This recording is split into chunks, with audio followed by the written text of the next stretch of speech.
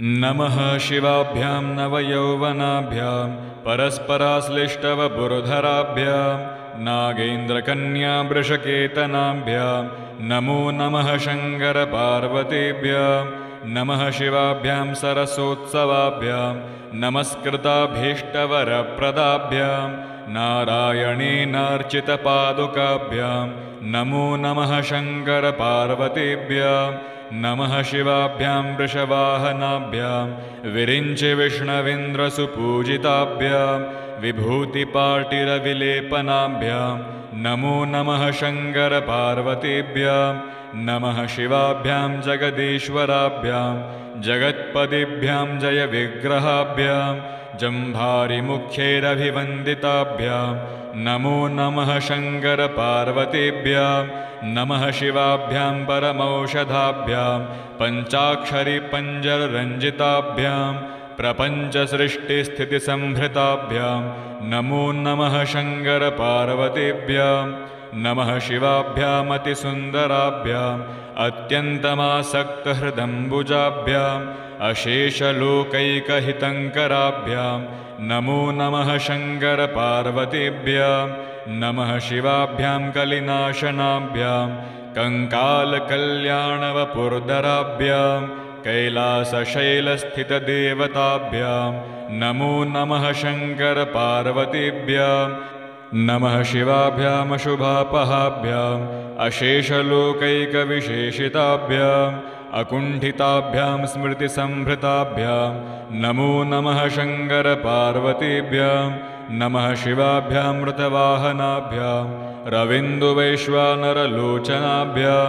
राकाशशाङ्गाभमुखाम्बुजाभ्यां नमो नमः शङ्करपार्वतीभ्यां नमः शिवाभ्यां जटिलन्दराभ्यां जरामृतिभ्यां च विवर्जिताभ्यां जनार्दनाब्जोद्भवपूजिताभ्यां नमो नमः शङ्करपार्वतीभ्यां नमः शिवाभ्यां विषमीक्षणाभ्यां विल्वच्छदामल्लिकदामभृद्भ्यां शोभावती शान्तवतीश्वराभ्यां नमो नमः शङ्करपार्वतीभ्यां नमः शिवाभ्यां पशुपालकाभ्यां जगत्त्रयीरक्षणवद्भृतभ्यां समस्तदेवासुरपूजिताभ्यां नमो नमः शङ्करपार्वतीभ्यां स्तोत्रं त्रिसन्ध्यं शिवपार्वतीभ्यां भक्त्या पठेद्वादशकं नरो यः स सर्वसौभाग्यफलानि भुङ्क्ते शतायुरान्ते शिवलोकमेति नमः शिवाभ्यां नवयौवनाभ्यां परस्पराश्लिष्टवपुरधराभ्यां नागेन्द्रकन्यावृषकेतनाभ्यां नमो नमः शङ्करपार्वतीभ्यां नमः शिवाभ्यां सरसोत्सवाभ्यां नमस्कृताभीष्टवरप्रदाभ्यां नारायणेनार्चितपादुकाभ्यां नमो नमः शङ्करपार्वतीभ्यां नमः शिवाभ्यां वृषवाहनाभ्यां विरिञ्चिविष्णवेन्द्रसुपूजिताभ्यां विभूतिपाटिरविलेपनाभ्यां नमो नमः शङ्करपार्वतीभ्यां नमः शिवाभ्यां जगदीश्वराभ्यां जगत्पदिभ्यां जयविग्रहाभ्यां जम्भारिमुख्यैरभिवन्दिताभ्यां नमो नमः शङ्करपार्वतीभ्यां नमः शिवाभ्यां परमौषधाभ्यां पञ्चाक्षरिपञ्जररञ्जिताभ्यां प्रपञ्चसृष्टिस्थितिसंहृताभ्यां नमो नमः शङ्करपार्वतीभ्यां नमः शिवाभ्यामतिसुन्दराभ्याम् अत्यन्तमासक्तहृदम्बुजाभ्याम् अशेषलोकैकहितङ्कराभ्यां नमो नमः शङ्करपार्वतीभ्यां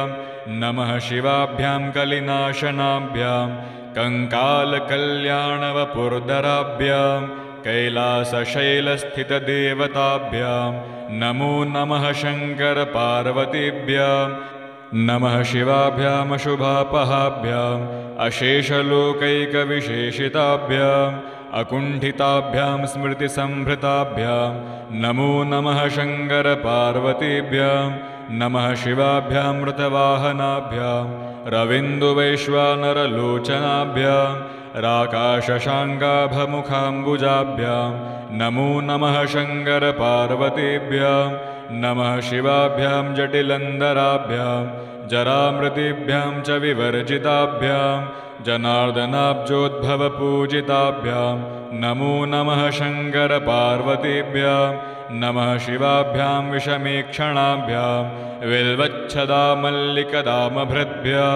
शोभावती शान्तवतीश्वराभ्यां नमो नमः शङ्करपार्वतीभ्यां नमः शिवाभ्यां पशुपालकाभ्यां जगत्त्रयीरक्षणवद्भृतभ्यां समस्तदेवासुरपूजिताभ्यां नमो नमः शङ्करपार्वतीभ्यां स्तोत्रं त्रिसन्ध्यं शिवपार्वतीभ्यां भक्त्या पठेद्वादशकं नरो यः स सर्वसौभाग्यफलानि भुङ्क्ते शतायुरान्ते शिवलोकमेति।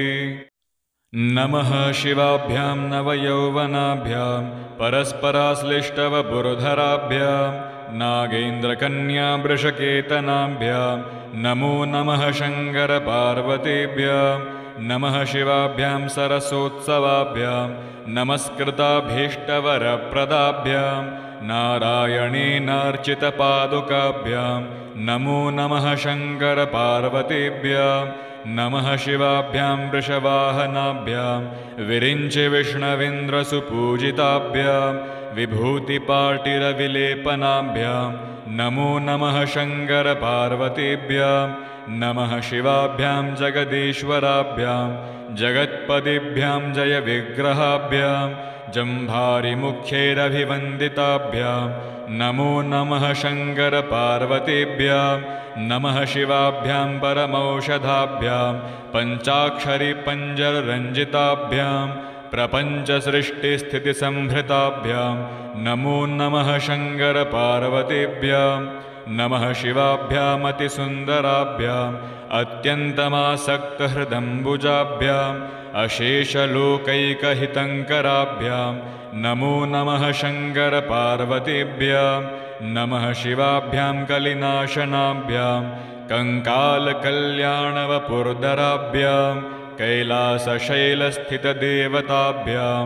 नमो नमः शङ्करपार्वतीभ्यां नमः शिवाभ्यामशुभापहाभ्याम् अशेषलोकैकविशेषिताभ्याम् अकुण्ठिताभ्यां स्मृतिसंभृताभ्यां नमो नमः शङ्करपार्वतीभ्यां नमः शिवाभ्यां मृतवाहनाभ्यां रविन्दुवैश्वानरलोचनाभ्यां राकाशशाङ्गाभमुखाम्बुजाभ्यां नमो नमः शङ्करपार्वतीभ्यां नमः शिवाभ्यां जटिलन्दराभ्यां जरामृतिभ्यां च विवर्जिताभ्यां जनार्दनाब्जोद्भवपूजिताभ्यां नमो नमः शङ्करपार्वतीभ्यां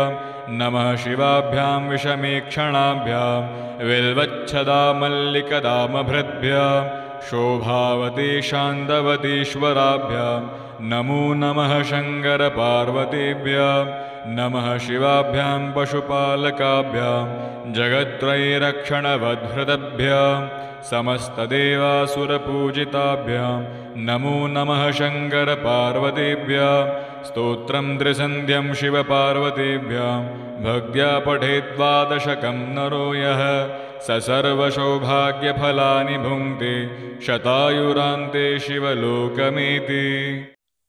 नमः शिवाभ्यां नवयौवनाभ्यां परस्पराश्लिष्टवपुर्धराभ्यां नागेन्द्रकन्यावृषकेतनाभ्यां नमो नमः शङ्करपार्वतीभ्यां नमः शिवाभ्यां सरसोत्सवाभ्यां नमस्कृताभीष्टवरप्रदाभ्यां नारायणेनार्चितपादुकाभ्यां नमो नमः शङ्करपार्वतीभ्यां नमः शिवाभ्यां वृषवाहनाभ्यां विरिञ्चिविष्णवेन्द्रसुपूजिताभ्यां विभूतिपाटिरविलेपनाभ्यां नमो नमः शङ्करपार्वतीभ्यां नमः शिवाभ्यां जगदीश्वराभ्यां जगत्पदिभ्यां जयविग्रहाभ्यां जम्भारिमुख्यैरभिवन्दिताभ्यां नमो नमः शङ्करपार्वतीभ्यां नमः शिवाभ्यां परमौषधाभ्यां पञ्चाक्षरिपञ्जररञ्जिताभ्यां प्रपञ्चसृष्टिस्थितिसंहृताभ्यां नमो नमः शङ्करपार्वतीभ्यां नमः शिवाभ्यामतिसुन्दराभ्याम् अत्यन्तमासक्तहृदम्बुजाभ्याम् अशेषलोकैकहितङ्कराभ्यां नमो नमः शङ्करपार्वतीभ्यां नमः शिवाभ्यां कलिनाशनाभ्यां कङ्कालकल्याणवपुर्धराभ्यां कैलासशैलस्थितदेवताभ्यां नमो नमः शङ्करपार्वतीभ्यां नमः शिवाभ्यामशुभापहाभ्याम् अशेषलोकैकविशेषिताभ्याम् अकुण्ठिताभ्यां स्मृतिसंभृताभ्यां नमो नमः शङ्करपार्वतीभ्यां नमः शिवाभ्यामृतवाहनाभ्यां रविन्दुवैश्वानरलोचनाभ्यां राकाशशाङ्गाभमुखाम्बुजाभ्यां नमो नमः शङ्करपार्वतीभ्यां नमः शिवाभ्यां जटिलन्दराभ्यां जरामृतिभ्यां च विवर्जिताभ्यां जनार्दनाब्जोद्भवपूजिताभ्यां नमो नमः शङ्करपार्वतीभ्यां नमः शिवाभ्यां विषमेक्षणाभ्यां विल्वच्छदामल्लिकदामभृद्भ्यां शोभावती शान्तवतीश्वराभ्यां नमो नमः शङ्करपार्वतीभ्यां नमः शिवाभ्यां पशुपालकाभ्यां जगत्त्रयीरक्षणवद्भृतभ्यां समस्तदेवासुरपूजिताभ्यां नमो नमः शङ्करपार्वतीभ्यां स्तोत्रं त्रिसन्ध्यं शिवपार्वतीभ्यां भक्त्या पठेद्वादशकं नरो यः स सर्वसौभाग्यफलानि भुङ्क्ते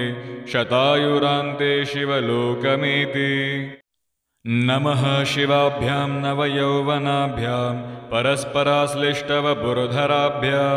नागेन्द्रकन्यावृषकेतनाभ्यां नमो नमः शङ्करपार्वतीभ्यां नमः शिवाभ्यां सरसोत्सवाभ्यां नमस्कृताभीष्टवरप्रदाभ्यां नारायणेनार्चितपादुकाभ्यां नमो नमः शङ्करपार्वतीभ्यां नमः शिवाभ्यां वृषवाहनाभ्यां विरिञ्चिविष्णवेन्द्रसुपूजिताभ्यां विभूतिपाटिरविलेपनाभ्यां नमो नमः शङ्करपार्वतीभ्यां नमः शिवाभ्यां जगदीश्वराभ्यां जगत्पदिभ्यां जयविग्रहाभ्यां जम्भारिमुख्यैरभिवन्दिताभ्यां नमो नमः शङ्करपार्वतीभ्यां नमः शिवाभ्यां परमौषधाभ्यां पञ्चाक्षरिपञ्जररञ्जिताभ्यां प्रपञ्चसृष्टिस्थितिसंहृताभ्यां नमो नमः शङ्करपार्वतीभ्यां नमः शिवाभ्यामतिसुन्दराभ्याम् अत्यन्तमासक्तहृदम्बुजाभ्याम् अशेषलोकैकहितङ्कराभ्यां नमो नमः शङ्करपार्वतीभ्यां नमः शिवाभ्यां कलिनाशनाभ्यां कङ्कालकल्याणवपुर्धराभ्यां कैलासशैलस्थितदेवताभ्यां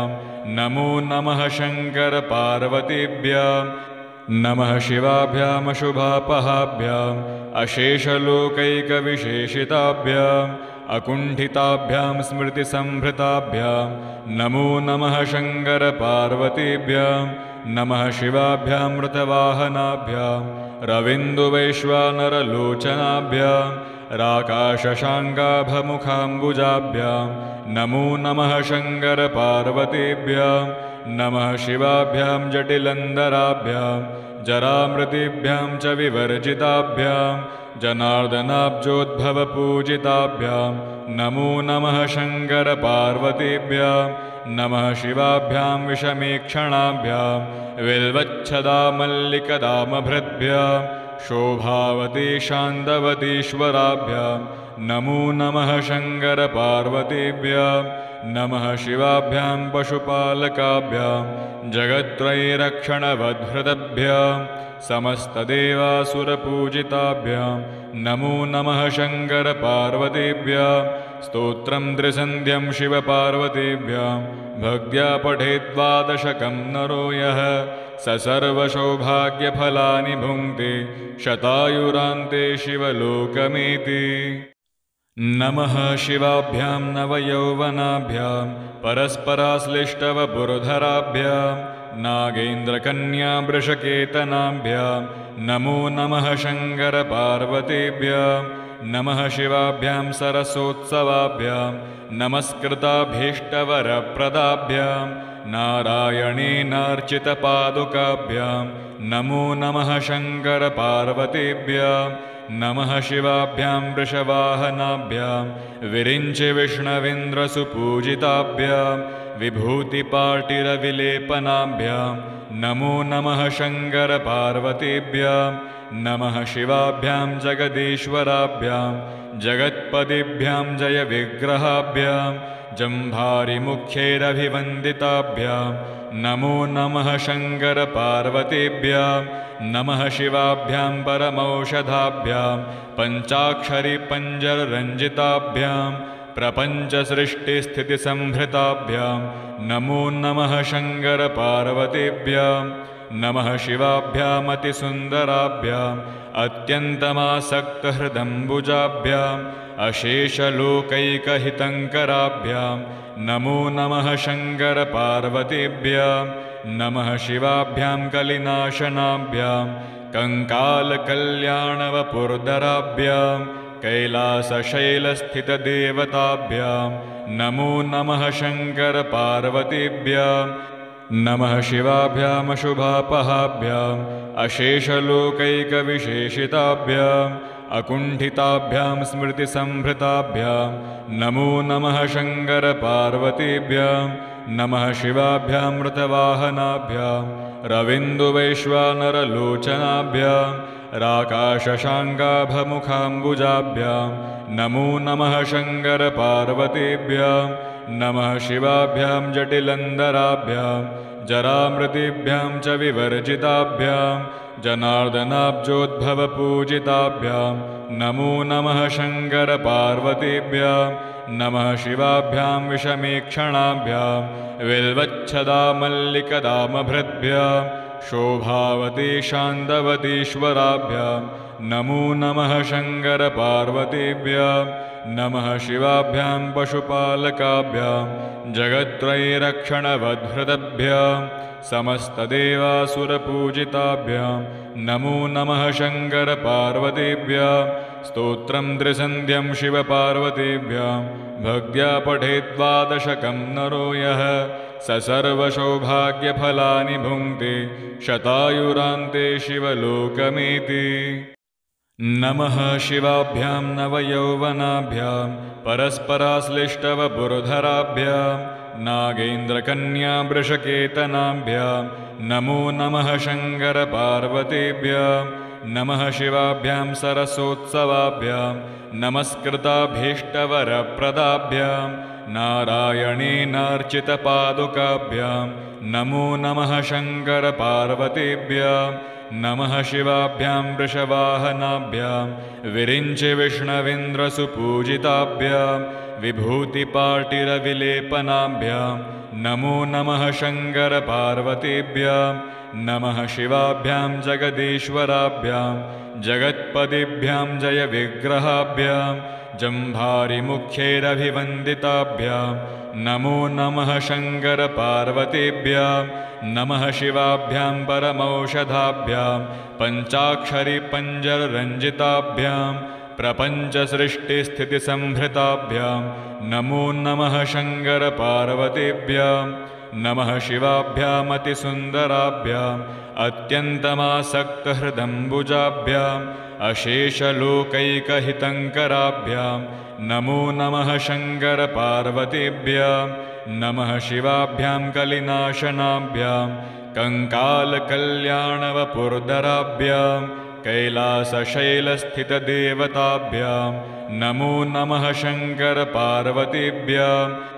नमः शिवाभ्यामशुभापहाभ्याम् अशेषलोकैकविशेषिताभ्याम् अकुण्ठिताभ्यां स्मृतिसंभृताभ्यां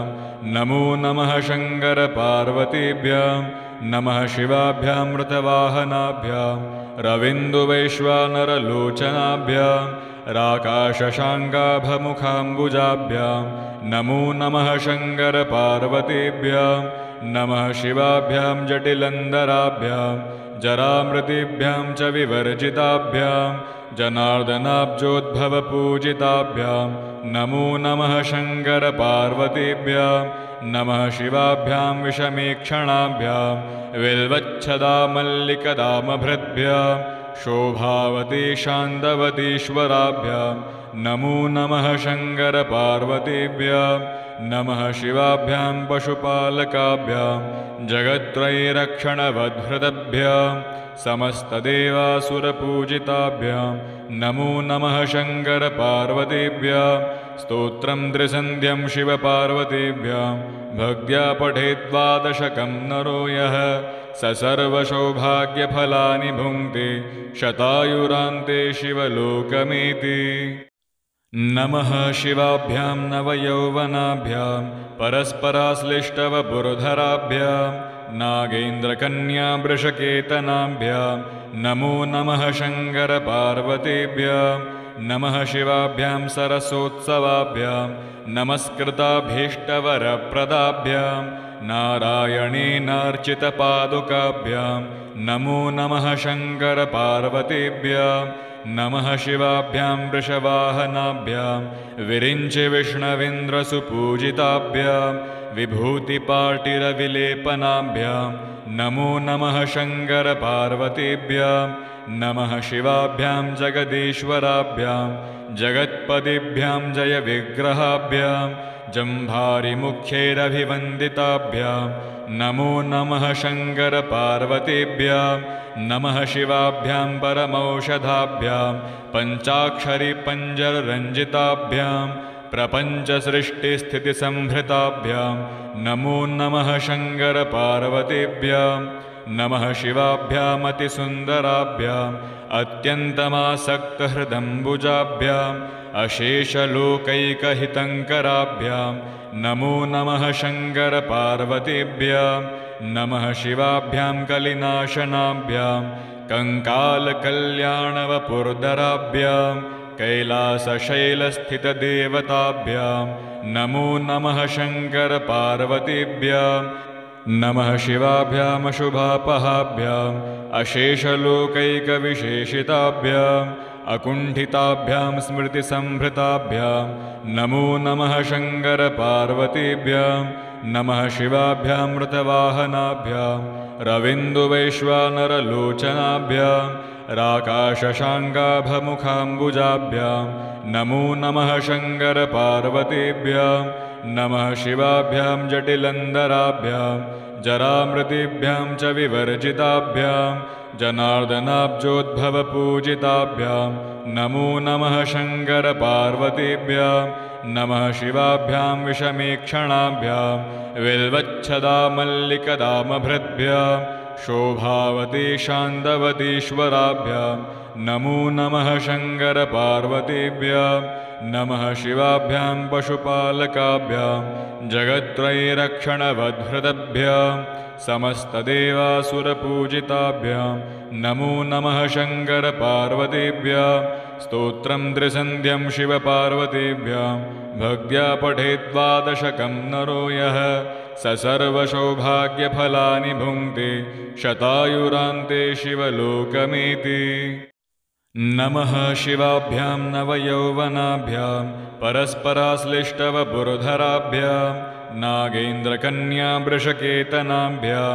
नमो नमः शङ्करपार्वतीभ्यां नमः शिवाभ्यां सरसोत्सवाभ्यां नमस्कृताभीष्टवरप्रदाभ्यां नारायणेनार्चितपादुकाभ्यां नमो नमः शङ्करपार्वतीभ्यां नमः शिवाभ्यां वृषवाहनाभ्यां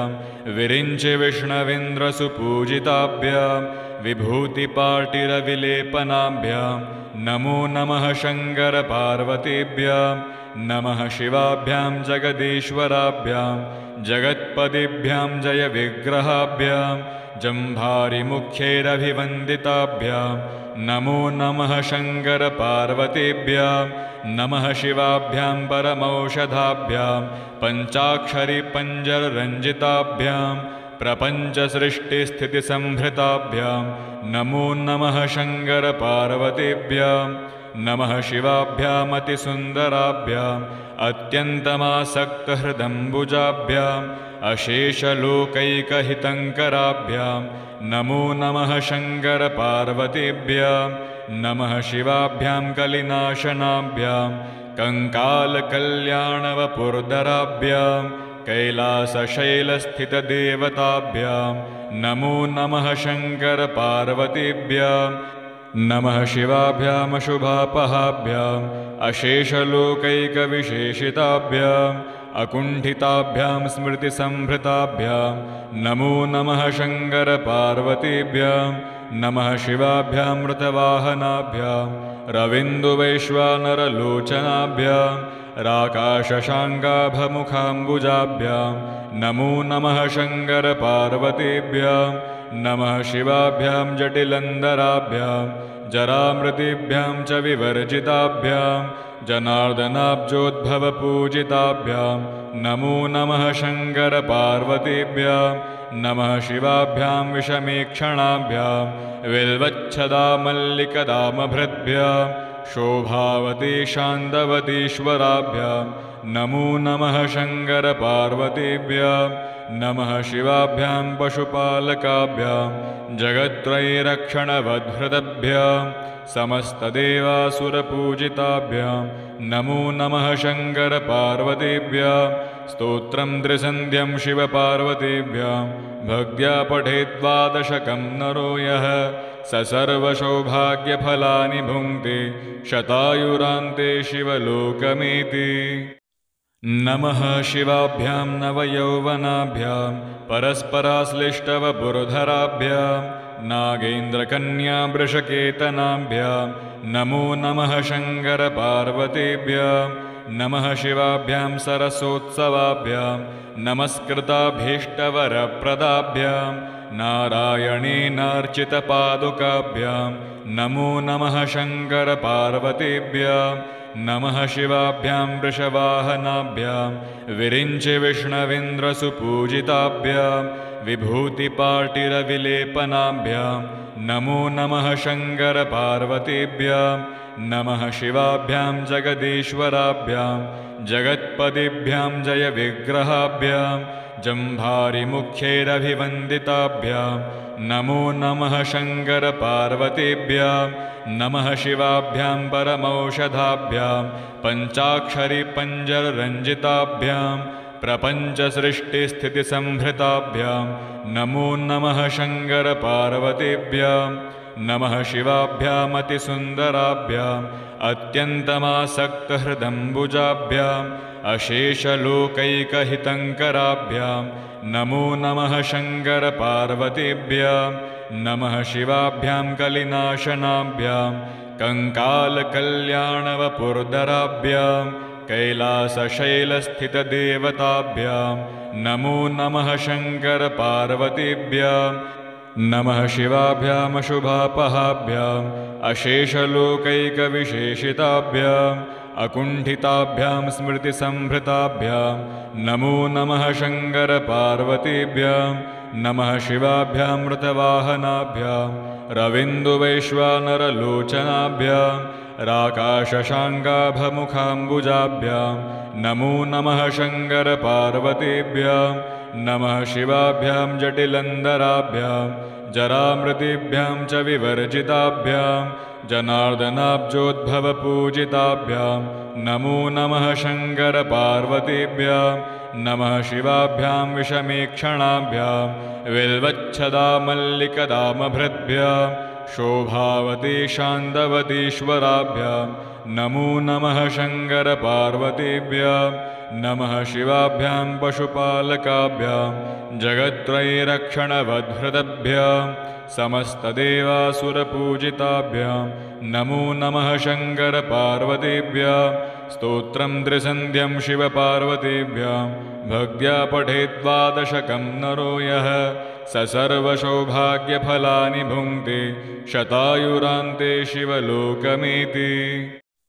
नमः शिवाभ्यां नवयौवनाभ्यां परस्पराश्लिष्टवपुर्धराभ्यां नागेन्द्रकन्यावृषकेतनाभ्यां नमो नमः शङ्करपार्वतीभ्यां नमः शिवाभ्यां सरसोत्सवाभ्यां नमस्कृताभीष्टवरप्रदाभ्यां नारायणेनार्चितपादुकाभ्यां नमो नमः शङ्करपार्वतीभ्यां नमः शिवाभ्यां वृषवाहनाभ्यां विरिञ्चिविष्णवेन्द्रसुपूजिताभ्यां विभूतिपाटिरविलेपनाभ्यां नमो नमः शङ्करपार्वतीभ्यां नमः शिवाभ्यां जगदीश्वराभ्यां जगत्पदिभ्यां जयविग्रहाभ्यां जम्भारिमुख्यैरभिवन्दिताभ्यां नमो नमः शङ्करपार्वतीभ्यां नमः शिवाभ्यां परमौषधाभ्यां पञ्चाक्षरिपञ्जररञ्जिताभ्यां प्रपञ्चसृष्टिस्थितिसंहृताभ्यां नमो नमः शङ्करपार्वतीभ्यां नमः शिवाभ्यामतिसुन्दराभ्याम् अत्यन्तमासक्तहृदम्बुजाभ्याम् अशेषलोकैकहितङ्कराभ्यां नमो नमः शङ्करपार्वतीभ्यां नमः शिवाभ्यां कलिनाशनाभ्यां कङ्कालकल्याणवपुर्धराभ्यां कैलासशैलस्थितदेवताभ्यां नमो नमः शङ्करपार्वतीभ्यां नमः शिवाभ्यामशुभापहाभ्याम् अशेषलोकैकविशेषिताभ्याम् अकुण्ठिताभ्यां स्मृतिसंभृताभ्यां नमो नमः शङ्करपार्वतीभ्यां नमः शिवाभ्यां मृतवाहनाभ्यां रविन्दुवैश्वानरलोचनाभ्यां राकाशशाङ्गाभमुखाम्बुजाभ्यां नमो नमः शङ्करपार्वतीभ्यां नमः शिवाभ्यां जटिलन्दराभ्यां जरामृतिभ्यां च विवर्जिताभ्यां जनार्दनाब्जोद्भवपूजिताभ्यां नमो नमः शङ्करपार्वतीभ्यां नमः शिवाभ्यां विषमीक्षणाभ्यां विल्वच्छदामल्लिकदामभृद्भ्यां शोभावती शान्तवतीश्वराभ्यां नमो नमः शङ्करपार्वतीभ्यां नमः शिवाभ्यां पशुपालकाभ्यां जगत्त्रयीरक्षणवद्भृतभ्यां समस्तदेवासुरपूजिताभ्यां नमो नमः शङ्करपार्वतीभ्यां स्तोत्रं त्रिसन्ध्यं शिवपार्वतीभ्यां भक्त्या पठेद्वादशकं नरो यः स सर्वसौभाग्यफलानि भुङ्क्ते शतायुरान्ते शिवलोकमेति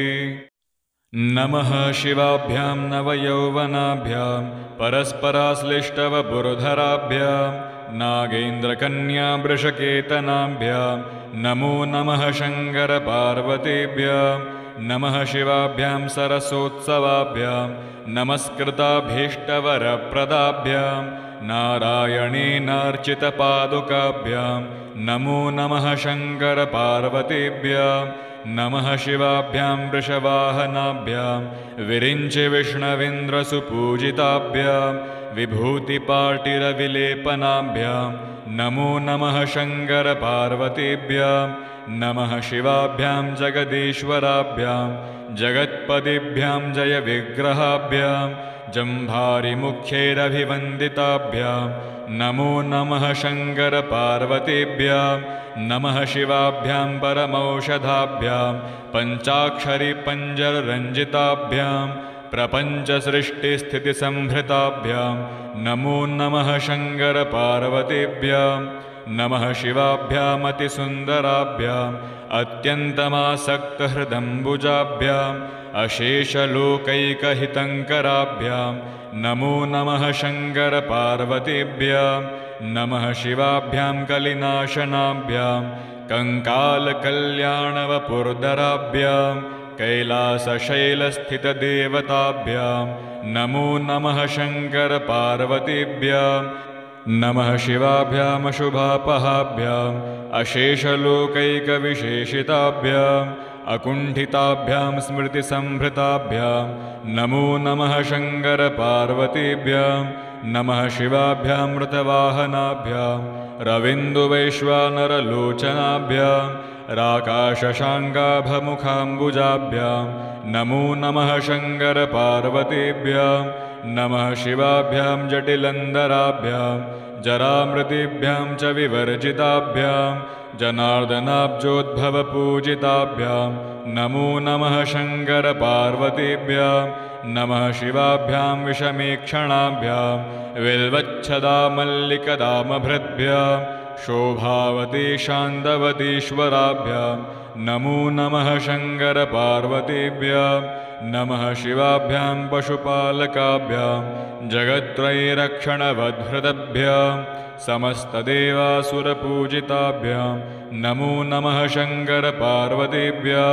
स्तोत्रं त्रिसन्ध्यं शिवपार्वतीभ्यां भक्त्या पठेद्वादशकं नरो यः स सर्वसौभाग्यफलानि भुङ्क्ते शतायुरान्ते शिवलोकमेति। नमः शिवाभ्यां नवयौवनाभ्यां परस्पराश्लिष्टवपुरधराभ्यां नागेन्द्रकन्यावृषकेतनाभ्यां नमो नमः शङ्करपार्वतीभ्यां नमः शिवाभ्यां सरसोत्सवाभ्यां नमस्कृताभीष्टवरप्रदाभ्यां नारायणेनार्चितपादुकाभ्यां नमो नमः शङ्करपार्वतीभ्यां नमः शिवाभ्यां वृषवाहनाभ्यां विरिञ्चिविष्णवेन्द्रसुपूजिताभ्यां विभूतिपाटिरविलेपनाभ्यां नमो नमः शङ्करपार्वतीभ्यां नमः शिवाभ्यां जगदीश्वराभ्यां जगत्पदिभ्यां जयविग्रहाभ्यां जम्भारिमुख्यैरभिवन्दिताभ्यां नमो नमः शङ्करपार्वतीभ्यां नमः शिवाभ्यां परमौषधाभ्यां पञ्चाक्षरिपञ्जररञ्जिताभ्यां प्रपञ्चसृष्टिस्थितिसंहृताभ्यां नमो नमः शङ्करपार्वतीभ्यां नमः शिवाभ्यामतिसुन्दराभ्याम् अत्यन्तमासक्तहृदम्बुजाभ्याम् अशेषलोकैकहितङ्कराभ्यां नमो नमः शङ्करपार्वतीभ्यां नमः शिवाभ्यां कलिनाशनाभ्यां कङ्कालकल्याणवपुर्धराभ्यां कैलासशैलस्थितदेवताभ्यां नमो नमः शङ्करपार्वतीभ्यां नमः शिवाभ्यामशुभापहाभ्याम् अशेषलोकैकविशेषिताभ्याम् अकुण्ठिताभ्यां स्मृतिसंभृताभ्यां नमो नमः शङ्करपार्वतीभ्यां नमः शिवाभ्यां मृतवाहनाभ्यां रविन्दुवैश्वानरलोचनाभ्यां राकाशशाङ्गाभमुखाम्बुजाभ्यां नमो नमः शङ्करपार्वतीभ्यां नमः शिवाभ्यां जटिलन्दराभ्यां जरामृतिभ्यां च विवर्जिताभ्यां जनार्दनाब्जोद्भवपूजिताभ्यां नमो नमः शङ्करपार्वतीभ्यां नमः शिवाभ्यां विषमीक्षणाभ्यां विल्वच्छदामल्लिकदामभृद्भ्यां शोभावती शान्तवतीश्वराभ्यां नमो नमः शङ्करपार्वतीभ्यां नमः शिवाभ्यां पशुपालकाभ्यां जगत्त्रयीरक्षणवद्भृतभ्यां समस्तदेवासुरपूजिताभ्यां नमो नमः शङ्करपार्वतीभ्यां स्तोत्रं त्रिसन्ध्यं शिवपार्वतीभ्यां भक्त्या पठेद्वादशकं नरो यः स सर्वसौभाग्यफलानि भुङ्क्ते शतायुरान्ते शिवलोकमेति। नमः शिवाभ्यां नवयौवनाभ्यां परस्पराश्लिष्टवपुर्धराभ्यां नागेन्द्रकन्यावृषकेतनाभ्यां नमो नमः शङ्करपार्वतीभ्यां नमः शिवाभ्यां सरसोत्सवाभ्यां नमस्कृताभीष्टवरप्रदाभ्यां नारायणेनार्चितपादुकाभ्यां नमो नमः शङ्करपार्वतीभ्यां नमः शिवाभ्यां वृषवाहनाभ्यां विरिञ्चिविष्णवेन्द्रसुपूजिताभ्यां विभूतिपाटिरविलेपनाभ्यां नमो नमः शङ्करपार्वतीभ्यां नमः शिवाभ्यां जगदीश्वराभ्यां जगत्पदिभ्यां जयविग्रहाभ्यां जम्भारिमुख्यैरभिवन्दिताभ्यां नमो नमः शङ्करपार्वतीभ्यां नमः शिवाभ्यां परमौषधाभ्यां पञ्चाक्षरिपञ्जररञ्जिताभ्यां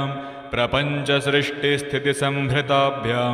नमो नमः शङ्करपार्वतीभ्यां नमः शिवाभ्यामतिसुन्दराभ्याम् अत्यन्तमासक्तहृदम्बुजाभ्याम् अशेषलोकैकहितङ्कराभ्यां नमो नमः शङ्करपार्वतीभ्यां नमः शिवाभ्यां कलिनाशनाभ्यां कङ्कालकल्याणवपुर्धराभ्यां कैलासशैलस्थितदेवताभ्यां नमो नमः शङ्करपार्वतीभ्यां नमः शिवाभ्यामशुभापहाभ्याम् अशेषलोकैकविशेषिताभ्याम् अकुण्ठिताभ्यां स्मृतिसम्भृताभ्यां नमो नमः शङ्करपार्वतीभ्यां नमः शिवाभ्यामृतवाहनाभ्यां रविन्दुवैश्वानरलोचनाभ्यां राकाशशाङ्गाभमुखाम्बुजाभ्यां नमो नमः शङ्करपार्वतीभ्यां नमः शिवाभ्यां जटिलन्दराभ्यां जरामृतिभ्यां च विवर्जिताभ्यां जनार्दनाब्जोद्भवपूजिताभ्यां नमो नमः शङ्करपार्वतीभ्यां नमः शिवाभ्यां विषमीक्षणाभ्यां विल्वच्छदामल्लिकदामभृद्भ्यां शोभावती शान्तवतीश्वराभ्यां नमो नमः शङ्करपार्वतीभ्यां नमः शिवाभ्यां पशुपालकाभ्यां जगत्त्रयीरक्षणवद्भृतभ्यां समस्तदेवासुरपूजिताभ्यां नमो नमः शङ्करपार्वतीभ्यां स्तोत्रं त्रिसन्ध्यं शिवपार्वतीभ्यां भक्त्या पठेद्वादशकं नरो यः स सर्वसौभाग्यफलानि भुङ्क्ते शतायुरान्ते शिवलोकमेति।